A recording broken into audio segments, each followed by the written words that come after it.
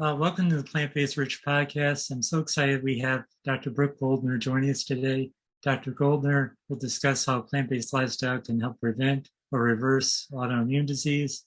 She is the founder of Goodbye Lupus. She's been helping many people over the years. She's been in remission herself for over 16 years, right? That's right. Yeah, it'll be 17 years in October. Well, congratulations. Can you tell us your story of how how you got lupus? And I think it was accidental how you recovered from it. You didn't realize a plant-based diet would help, correct?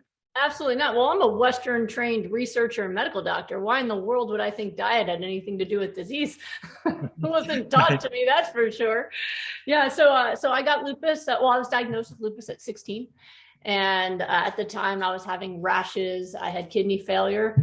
I had arthritis. And, just not feeling well all the time, but it kept changing the issue. One day it'd be a rash, another day it'd be arthritis. And it wasn't until they all came together one day and I went to the hospital and they finally put it all together that it was lupus. And at that time, that's when they also discovered that my kidneys were failing. So by the time I got the diagnosis, I was already so sick that my kidneys were really in bad shape. And that part was silent. My kidneys didn't hurt. It was just the arthritis that was really bothering me. I had migraines, I had rashes, but I had no idea that I had a kidney problem. You had arthritis everywhere too, or? Oh yeah. Well, the arthritis would move all over. Yeah. So it started out in one of my shoulders and then it would move to the other shoulder and then it moved to my knees and then to my toes. And it seemed very strange because as a child, not knowing what was wrong with me, I didn't understand how something could hurt like you got injured. It felt like, I must have beaten that up somehow. Maybe I fell in volleyball or something. And then the next day it feels totally normal, but the next shoulder hurts and you go, am I losing my mind? Did it move? Was it? So and this kind of migratory arthritis is common in autoimmune disease, but I didn't know that at 16. But yeah, when they did the blood tests and they saw that I was having kidney issues, my urine test showed protein in my urine. So I ended up having to get a kidney biopsy for the next day. And by the end of the week, I was sitting in a nephrologist's office and he told me that my kidneys were failing so quickly. I had the most aggressive form of lupus nephritis, lupus in the kidneys. And he said, at best, I had 6 months before I'd be on dialysis or dead if they didn't do something dramatic to try to shut down my immune system. Because, in autoimmune diseases like lupus, the understanding is that your own immune system, instead of attacking viruses and bacteria, starts attacking your own body. It's more complicated than that, but that is the main understanding of it. And so the drugs I had at the time, this is now 30 years ago.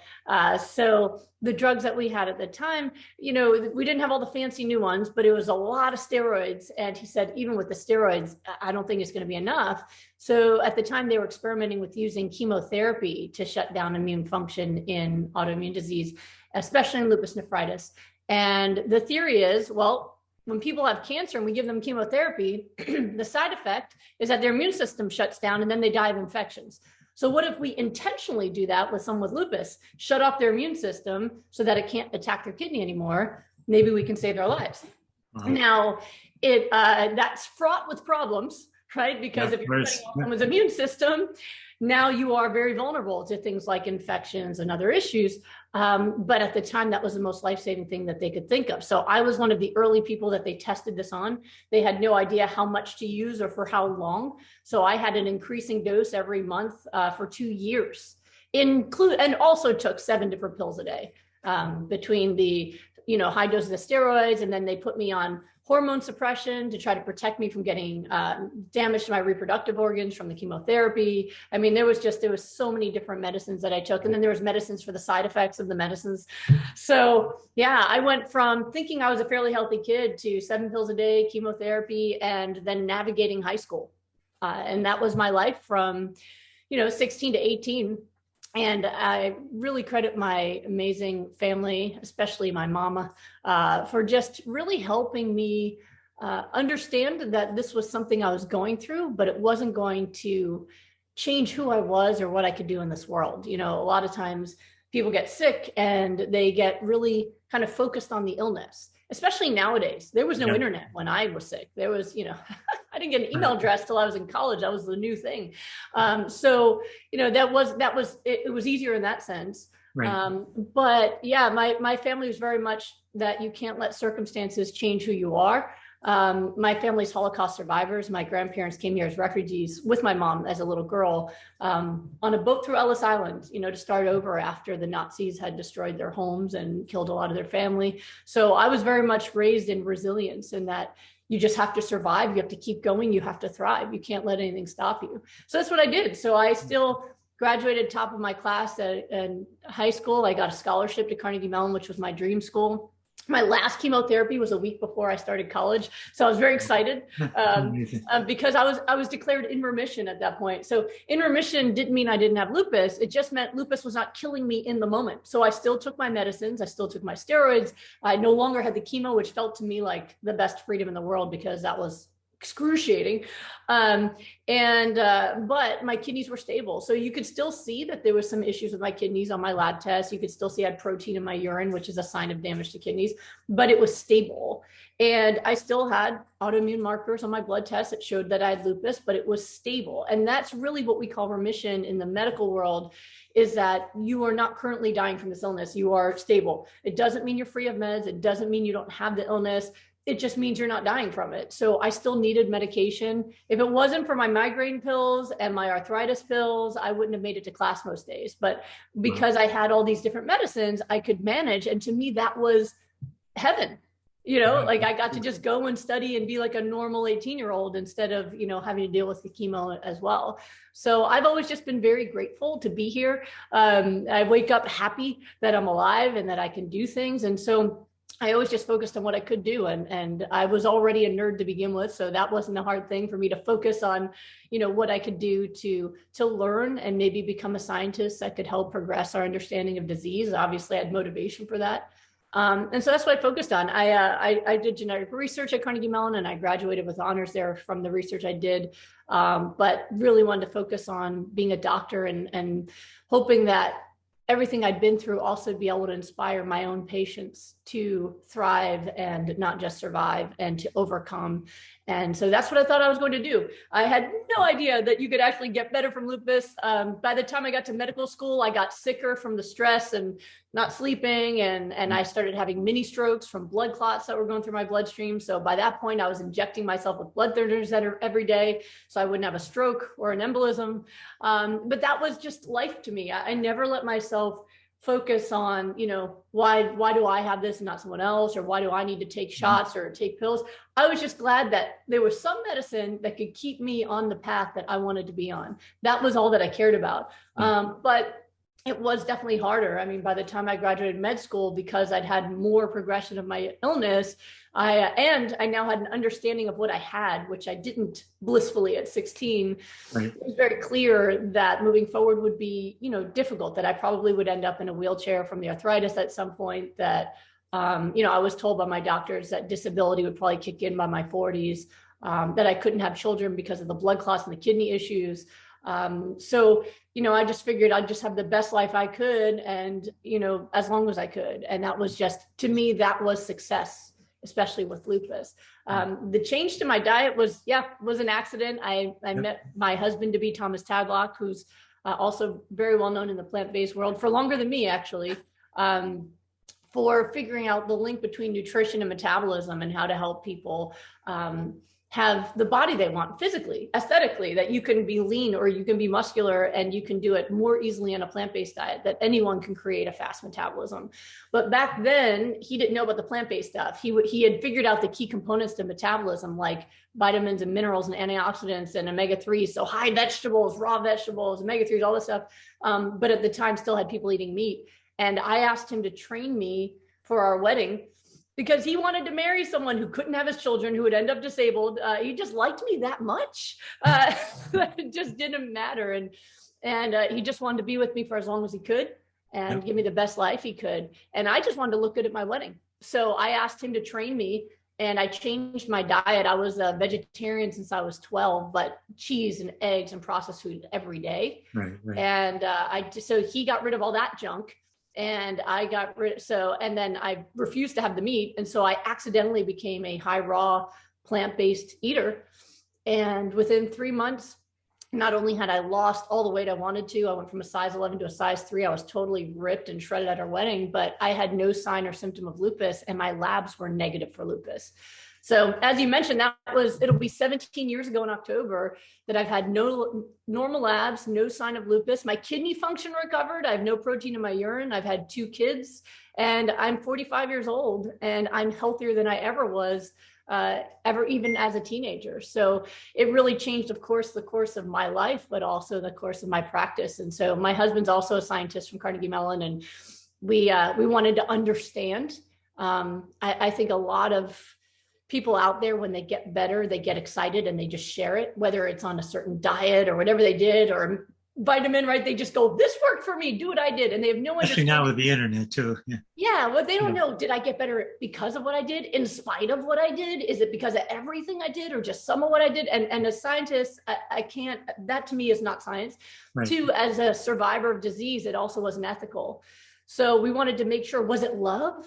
Like what happened, like we had to know if it was really scientific and reproducible before we ever brought it to the public. And so after I had my first son and did not relapse in lupus and did not have a stroke or a blood clot, didn't take blood thinners, didn't have a relapse of lupus, that's when we dedicated ourselves to understanding the impact of nutrition on cellular repair, cellular function, and immunity.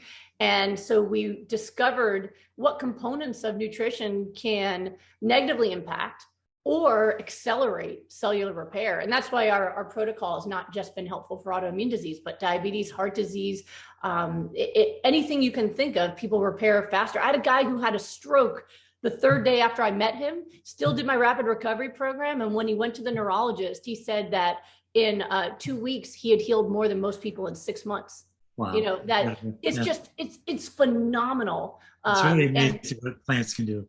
Yeah, but the right nutrition, right? So right way, so my focus is really, so the Hyper-Nourishment Protocol is really on the most anti-inflammatory way of eating that promotes the fastest cellular repair. So so that's what I do, and that's how I got there. But it was I think everything I've ever been through has prepared me for what I get to do now. I mean, I've saved thousands of people from all over the world from autoimmune diseases and other illnesses, and I feel like my experiences as a sick person has helped me as much as my experiences as a scientist in really helping people reverse their illnesses and live better lives. Absolutely. Yeah.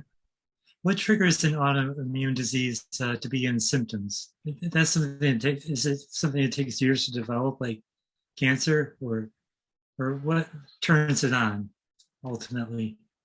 So with any disease, whether it's autoimmune or cancer, there's a few things that need to happen. So number one, we have our genetic predisposition, right? So I think of our genetics as it's like the possibilities, what's written into our code that we may or may not activate, right? So the most genetically transmissible disease is actually type 2 diabetes. If somebody's got a mother or father with it, very high chance they're going to have it if they activate those genes, right? So with type 2 diabetes, if you're a vegan ultramarathon runner, you're not going to get it even though you have the gene, right? So with autoimmune diseases as well, there's a genetic predisposition that if you put the body into the right circumstances under the right stress, you can turn those genes on.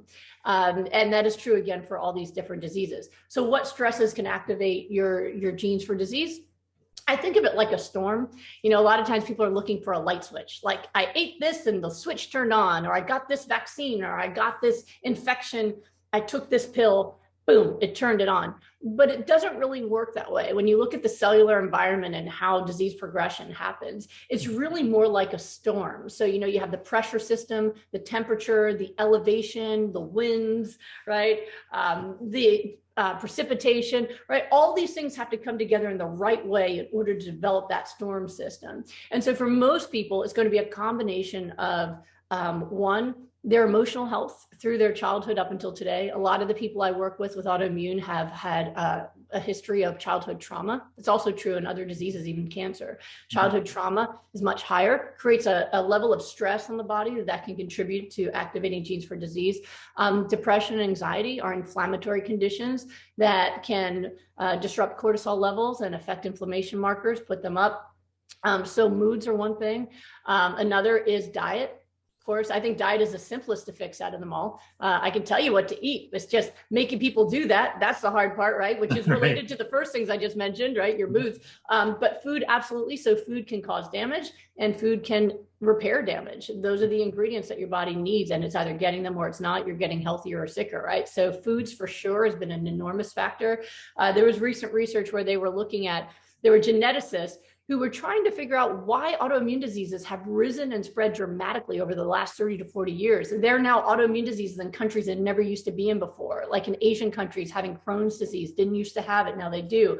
So they're trying to figure out why is it rising and spreading so dramatically? And they were trying to see, have our genes changed? Because if it's genetic, like we were taught in Western medicine is purely genetic, we should see an increase in the genes for autoimmune disease, right? There's been no change in genetics. But what they found is the rise and spread of autoimmune disease exactly mimicked the rise and spread of the Western diet.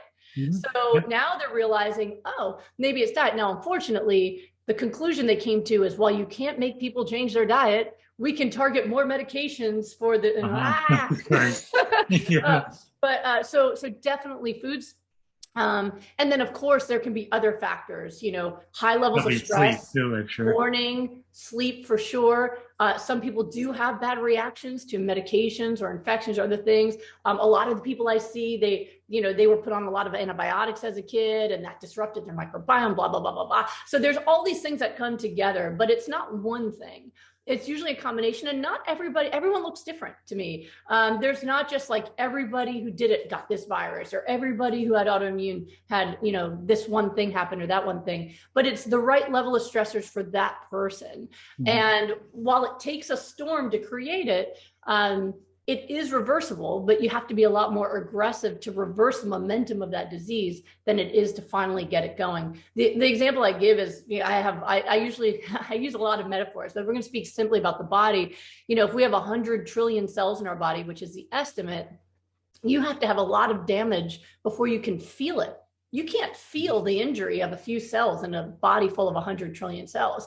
So by the time we notice our first symptom, there's been so much damage that finally we noticed it. So oftentimes people attribute their illness to the very last thing that happened right before the symptoms, right? I got fired from my job, or somebody died, or I got a vaccine or something. They'll go, that was it. But really that was just the final straw. And that puts you over the limit where you now notice your symptoms. And that's when you want to get back over that threshold again. Right. Now, are people getting it younger and younger? Because you must have been too young. I mean, I imagine the doctors thought you were so young to have it, or it's not common, right? Back then, especially to get it so young. Oh, lupus. Yeah. So when I was diagnosed at 16, they thought that was very young. Yeah. Nowadays, it's not. I figured now it's not. Yeah, I've seen kids as young as 2 years old with lupus. It's like type 2 diabetes. They're getting younger and younger now.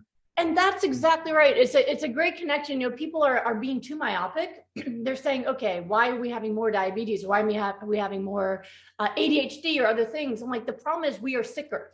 Yep. We're all sicker, and we're sicker younger. Yeah, when I was in medical school, diabetes was childhood onset and adult onset. Right? Because the adult onset one is caused by being obese, and kids weren't obese. Now, kids have heart disease, they have diabetes, they have autoimmune disease. Yeah, absolutely. They're all connected. Yeah. Which brings me my other question. I'm wondering, is there any difference really between an autoimmune disease and like diabetes and cancer? Are they really just, all because of diet and depression and things we were talking about? I mean, are they more related than they are separate? I would say yes, they're more related than they are separate. I think it has been actually really problematic in Western medicine how we've divided the human body into pieces. So much so that each specialty doesn't even recognize their connection to the rest.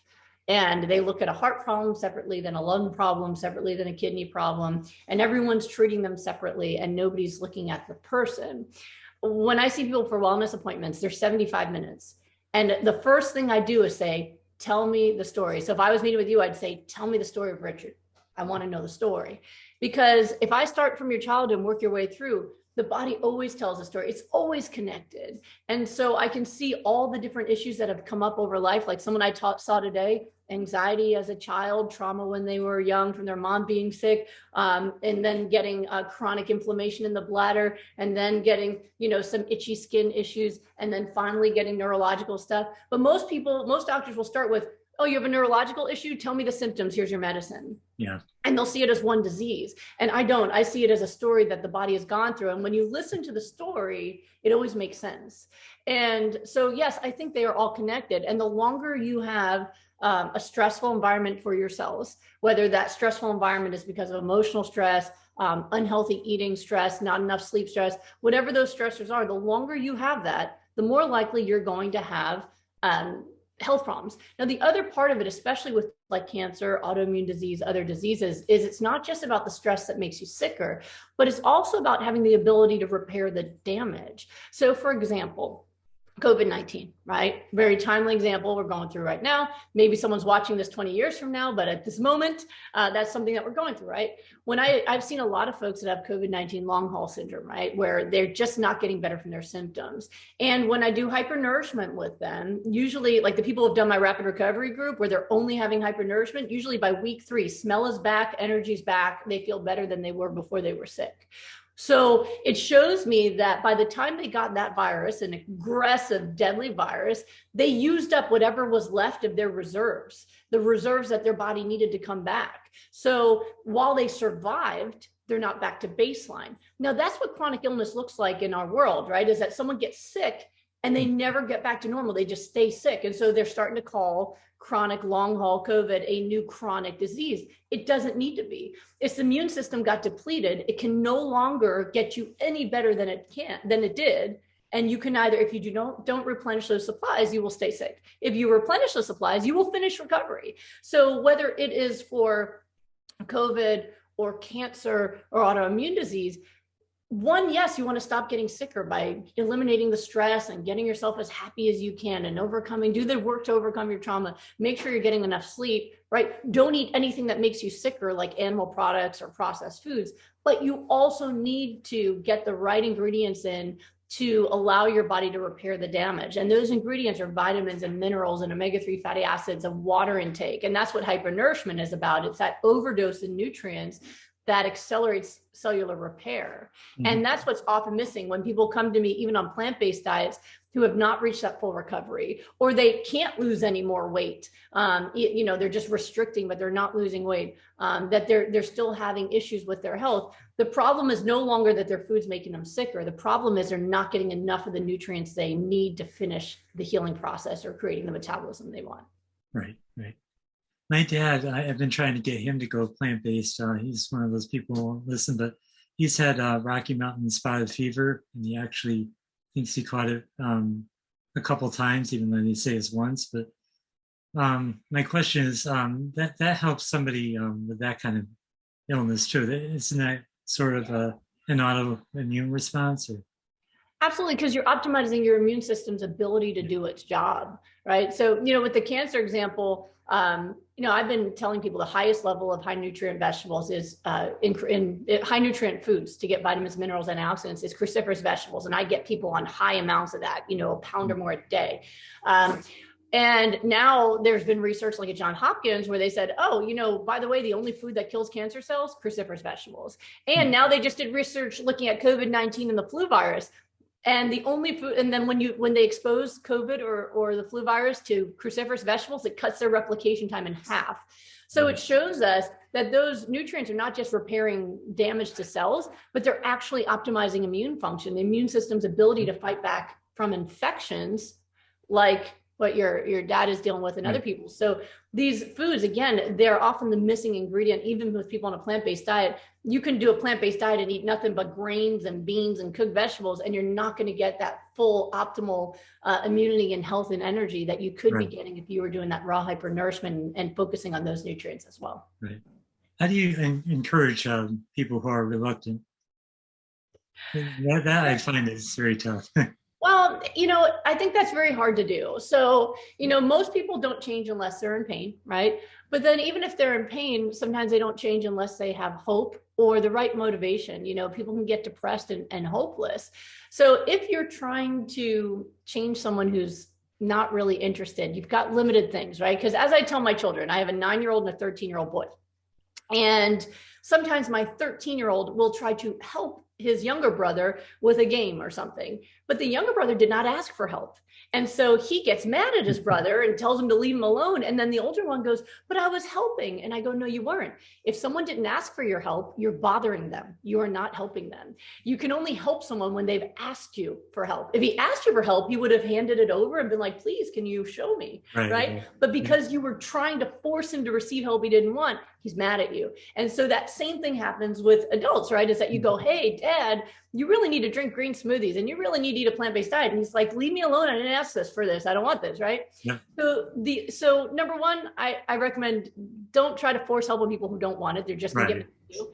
But number two, if it's a person who's important to you, like your parent, the way to do it. So this is the Jedi way of trying to get someone to open up to what you want them to learn, is to speak emotionally instead of intellectually. So I'll give you an example. My husband's parents, they were not on board with eating the way we did initially, and then being the family doctor, everyone sends me their blood tests.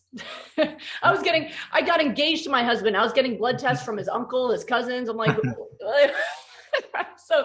so mom and dad were sending me their blood tests. And I said, both of you are, you're a point away from diabetes. You're a point away from, your cholesterol's through the roof, even though you're on cholesterol medicine. You're in really bad shape right now. You need to change your diet to do something about it. Well, they didn't really want to hear that. They just wanted me to look at it. And, so we're there, it was Christmas.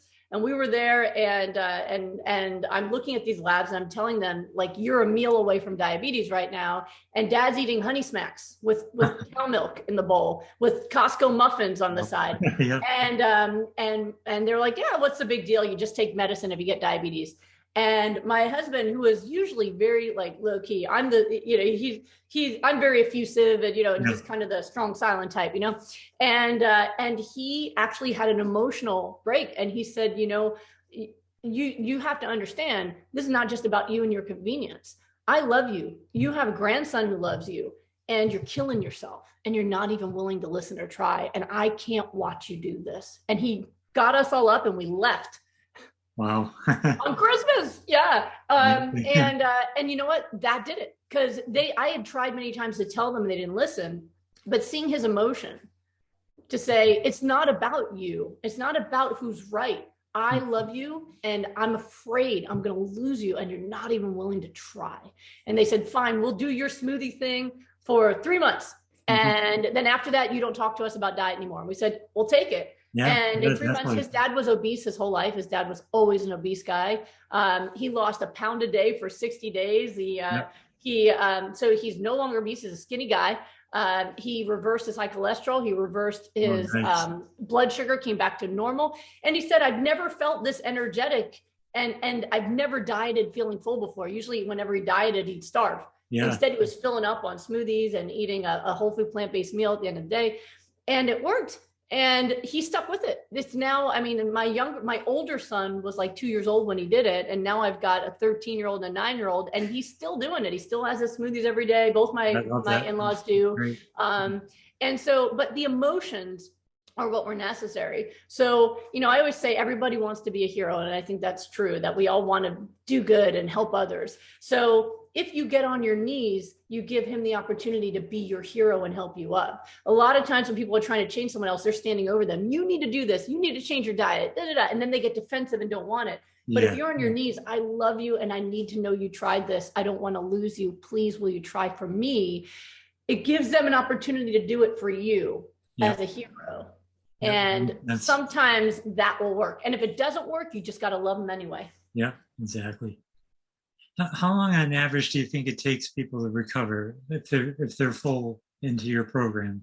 Is it Is there a certain average you think, or? Well, it depends on how aggressively they do it. So with hyper-nourishment, I always tell people you can add it to any diet and you're going to feel a lot better. The more of your diet that comes from that, the faster the recovery is. So I have rapid recovery programs where it's either 4 weeks alone with me or 6 weeks in a group, where I work with people every day, but on all aspects of their health. So in my group, for example, we're creating an anti-inflammatory lifestyle. So they are eating pure hypernourishment. So they're doing their smoothies and their salads, and they're making sure they're hitting all their numbers and making sure they get it right. Do that every day. We're watching their sleep, making sure they're getting enough sleep every night. They have to do self-care to increase their mood every day. I'm trying to get everybody's moods into the happy range. And we're working on forgiveness and trauma and anxiety and depression and all these things at the same time that they're working on optimal nourishment.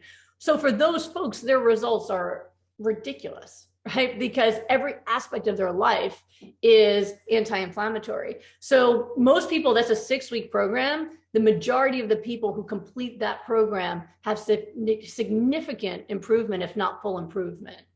There are many people who finish 6 weeks and they can do step down, as I call it, and they are symptom free. My last group, we had, people like lupus nephritis, no more protein in the urine, already being tapered off of her steroids before the 6-week mark.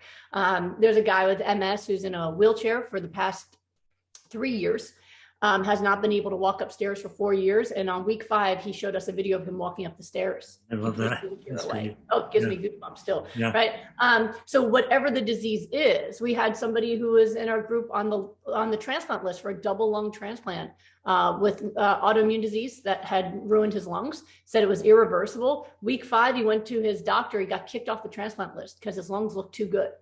5 weeks. Yeah. So when people are doing an aggressive program like that, which is the only thing I can estimate based on, because if I'm not watching you, I don't know what you're doing or if you're doing it right. But when I'm watching, we're doing something like rapid recovery, usually people are feeling the difference within the first 4 weeks. And many people by 6 weeks are 80% better or more. Many are fully better when they fully participate. So it's extraordinary. But for many people, they need to continue on. But if it takes you 2 months to get rid of a disease, that's pretty good. When people are doing it on their own, there's a much bigger variety, because I put out my protocol for free to the public and people do their best to try to follow it.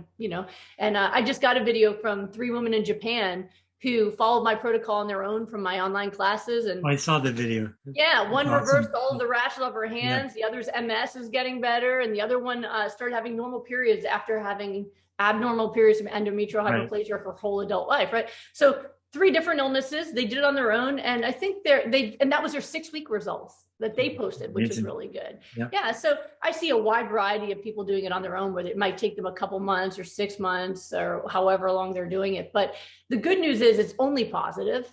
And if people can do it on their own, that's my goal. I have some doctors that, that tell me that they prescribe my smoothies to their patients. And one guy from Canada just wrote to me and said that not only does he prescribe my smoothies, but he comes to my Q&As so he can learn how to talk to his patients from hearing how I answer questions, So it is, my goal is that it just becomes the norm. But for now, people are struggling. That's when they work with me to say, okay, fine tune this for me, and if I can see them, I can figure out what's wrong, whether it's emotional or whether it's, a food allergy or physiological something. I can usually pinpoint it pretty quickly and fix it and optimize it for them.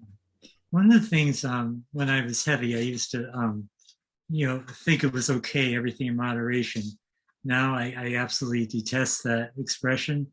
And I'm wondering if you must feel the same way, because obviously people are going to get sick if they, Yeah, I don't know if you've seen, I've done posts about moderation before. So I looked it up.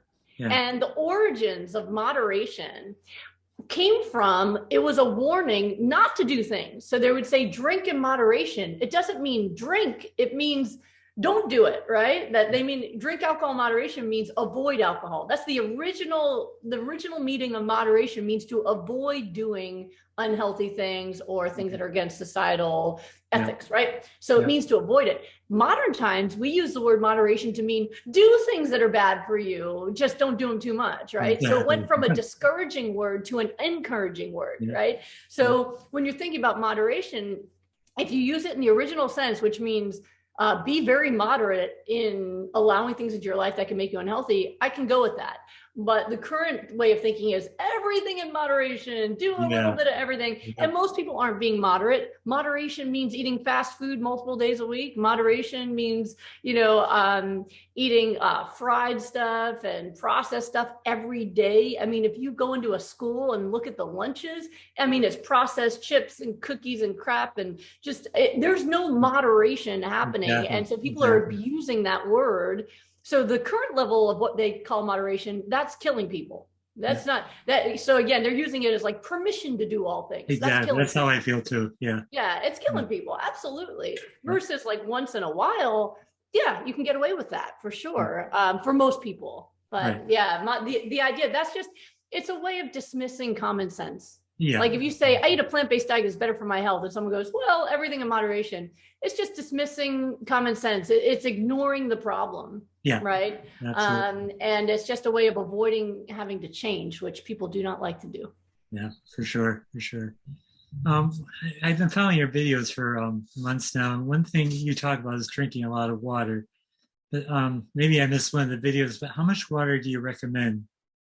Does it depend on somebody's weight or how thirsty they are? Well, you can't go by thirst, actually, because the most common symptom of chronic dehydration is lack of thirst. It's like the body decides to protect you from the pain. And so most people I see who don't drink any water say they're never thirsty. So not thirst. Once you are fully hydrated, you tend to be really thirsty. You say, I'm drinking water during the interview, right? Because when you're out of my gallon jug, right? So the more hydrated you are, you tend to be actually more thirsty because your body's like, oh, we're out of the desert now. There's water. Great. Give me more. But for recovery, so water is an important part of recovery. It's important for cellular function, for all the chemical reactions that are necessary for the healing process to take place. So when people are eating well, but not drinking enough water, they will halt their results. If they're trying to exercise and not drinking enough water, they're going to slow down their metabolism. So it's really important. The amount, so it really depends. I mean, I usually say as a good guideline, especially for recovery and optimal health, to go for at least 96 ounces if you are 95 pounds or bigger. If you are under 95 pounds, an ounce per pound is usually a good max starting point. I'm hesitant, like in my rapid recovery programs, it's 96 ounces to 120 ounces, which for people outside the US is like 2.8 to 3.8 liters. But I'm also monitoring them because with high water intake, you need adequate sodium intake. You don't want to get woozy. People with heart disease or kidney disease might have to have less depending on their ability to process it.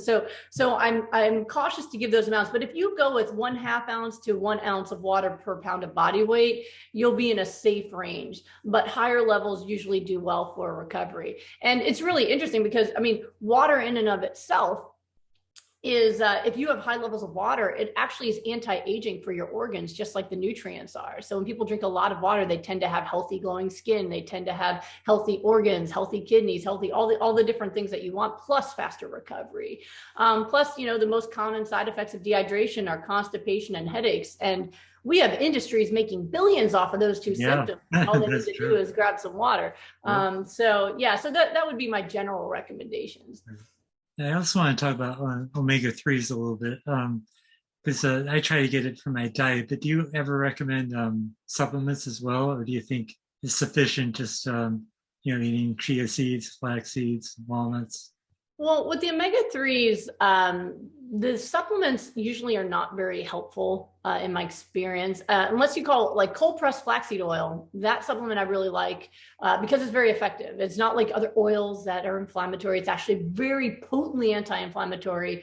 It just takes the fiber out. So when people are trying to get their omega-3s up higher to get the anti-inflammatory immune system going, their metabolism faster, once they get up past like a 1/2 cup of flax or chia a day, they tend to be pretty bloated and full and can't have any more. But the flaxseed oil, even 1 tablespoon is a really potent amount compared to like a tablespoon of the seeds. So that's one thing I do recommend. But the algae supplements, one of the issues with those is that the dosage of omega-3 is pretty low. So while it might be okay for maintenance, it's not going to be good for disease reversal. The other problem I've seen in algae supplements is that they often will dissolve the omega-3s in sunflower oil or safflower oil, which is some of the highest sources of omega-6 of any oil. So it kind of undoes the whole point of using them. So I find people do really well just using flax seeds, chia seeds, cold pressed flaxseed oil. They get great results doing that.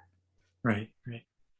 Is there any advice you have for somebody who's on the fence, and looking to recover? I know some people are always reluctant to, just some advice for them. And on the fence about what? About changing their diet? Yeah. Well, I guess it would really depend on what the reason was for being on the fence. I think that most important thing you need to know is that, one, you can always change your mind. And two, there's no downside. Sometimes there's fears that, maybe I won't get enough protein, or maybe there's some nutrient I'll be missing, or maybe I'll be sad if I don't eat birthday cake, and so sometimes it's just getting that information, like there's no protein deficiency in plant-based people, that you can have an activity for your birthday instead of the cake. Maybe you do something, have an adventure, go see a musical or something, do something fun. Like sometimes you just need to solve those issues. But for other folks, I find just jumping in doing it works well. So for example, like with my in-laws, they did it overnight, but it was, okay, fine, I'm going to do it for 90 days and see what the results are. And if I want to keep doing it, then I will. And if I don't, I've given it that test and I can go back to what I want. So I find that the biggest struggle people have is the gears turning here. So if you just start, you'll find out if it works for you or not, rather than torture yourself. Will it work? Won't it work? I don't know. Just do it. Give yourself a time period. Go ahead and do it. Give it all you have. And then you'll know, right? So I would say the hardest decision about being plant-based is making the decision. The hardest part is making the decision. Once you made the decision, it's actually easy. There's the internet is full of resources and recipes, and restaurants know what it is now. I mean, everywhere you go, even celebrities are doing it. When Beyonce came to town, she ate only raw vegan because apparently when she has to be on stage all day, that's the nutrition that works best for her. So I'm like, if Beyonce's doing it, it couldn't be more cool, right? It's actually not hard to do now. The hard part is just that decision to like, okay, let's just try and see what happens. Yeah, I can't imagine what it was like years ago doing it, because there was absolutely no support back then. Oh no, my family became vegetarian in the 80s. We knew no vegetarians. Through college, I didn't know another vegetarian unless I converted them. And that was like 2 people. No, three over the course of my childhood. But there were no vegetarians. There were no resources. I remember I tried a veggie dog from a health store and it tasted like rubber. So I just ate, dairy and like lots of cheese and eggs all the time. But as a vegan, you would have just eaten healthy. It would have been grains, like unprocessed grains and vegetables, and like what whole food plant-based is now would have been the only choice back then.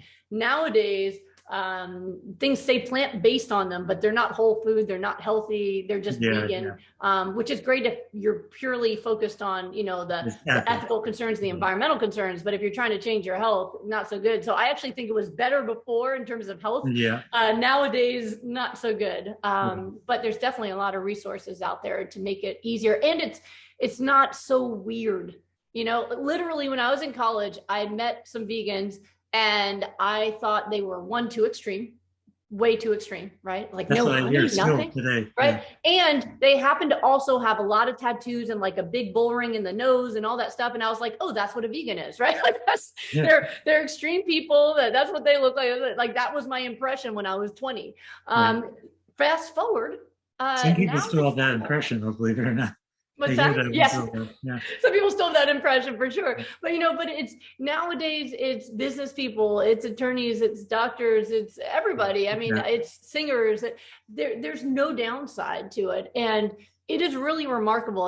As I said, so I was always the sickest person in the room when I was growing up. And whether I was in my teens or my 20s, I was the sickest person in the room. I was taking all the medicines and all that kind of stuff. And my friends seemed fine. They were, they could drink and eat nothing but fried food and all that kind of stuff. And they had no health problems. They felt fine, right?